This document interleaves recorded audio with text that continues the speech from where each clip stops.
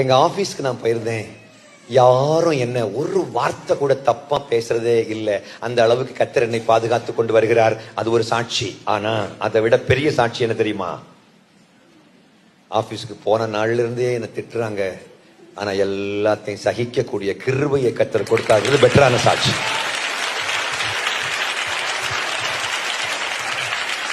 ஹல்லேலூயா. என்னுடைய எனக்கு மனசுக்கேத்த ஒரு மாமியாரை கொடுத்தார். அது மாமியாரே கிடையாது, அது மாமி இல்லைங்க, சாமிங்க. அப்படி சொல்லக்கூடிய துணியோ மருமகள்களை பார்த்திருக்கிறேன். இது சாட்சி. பெட்டர் சாட்சி என்ன தெரியுமா? ஐயோ, ஆனாலும் கர்த்தர் என்ன நடத்திட்டு போறாங்க.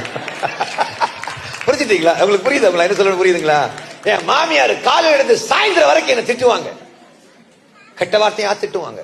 ஆனாலும் அதை சகிச்சு என் மாமியாருக்காக வேண்டிய திருப்பி பிரேயர் பண்ணக்கூடிய உயர்வான எண்ணத்தை கொடுத்திருக்காரு.